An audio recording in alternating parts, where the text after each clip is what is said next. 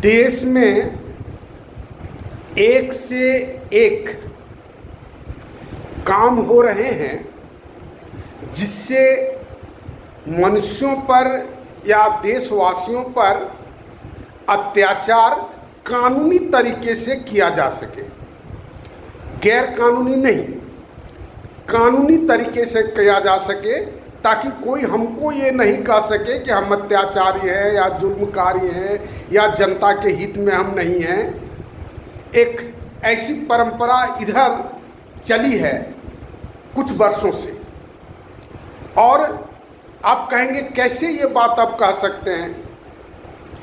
आप देखेंगे कि ये जो डिमोनेटाइजेशन हुआ, ये जो करने का विधि था, कोई भी बेवकूफ़ आदमी कह देगा ये एकदम सरासर रॉन्ग था।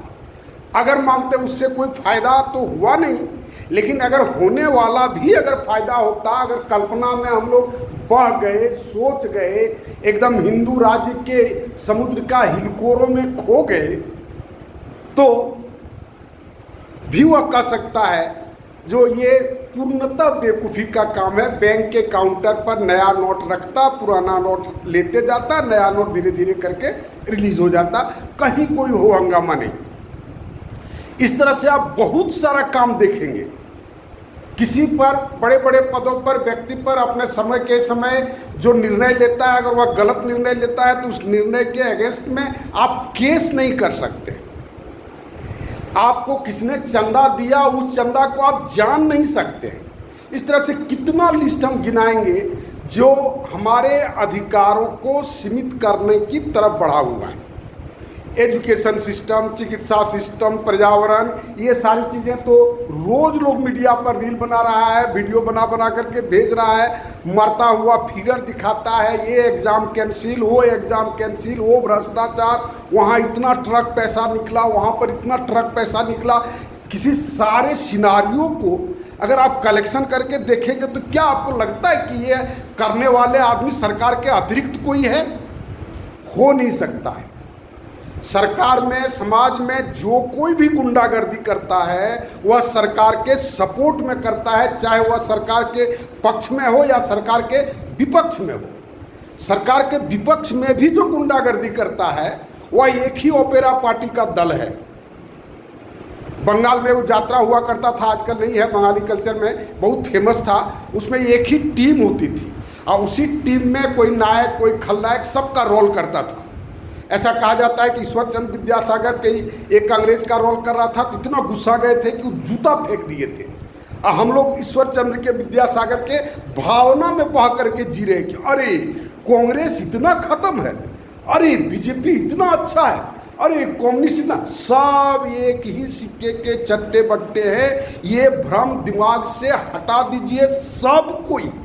अगर तिल मात्र भी आपको भविष्य की चिंता है, अपने बाल बच्चों की चिंता है, केवल राजनीति की ही नहीं, आर्थिक दृष्टिकोण से भी, पर्यावरणिक दृष्टिकोण से भी, तो आप सचेत होएं।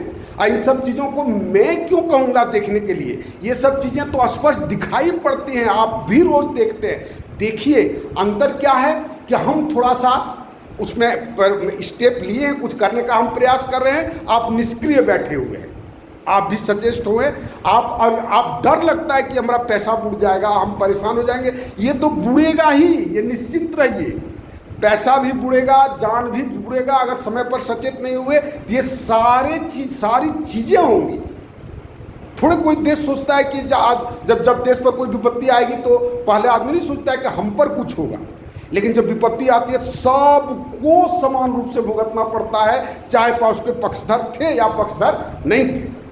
तो इन सारी बातों को आप गंभीरता से चिंतन करें, और चिंतन करने के बाद समाधान के लिए हम केवल बात ही नहीं कर रहे हैं, हम समाधान भी दिए। कम से कम समाधान को आप देखिए तो सही, उसको अपने कॉग्निटिव डोमेन में आने तो दीजिए, उसको आपको कहता है डिस्कशन में लाने का प्रयास तो कीजिए। इसमें तो हमको नहीं लगता है कि कोई क्षति होता है। दिन भर स्क्रॉल आप करते हैं, दिन भर आप चलाते हैं, है ना, और इन सब बातों को आप इसको कॉग्निटिव डोमेन में आने तो दीजिए, लोगों को एक झलक तो मिले कि हाँ यह भी एक संभावना हो सकती है जो जीवन को बेहतर बना सकता है।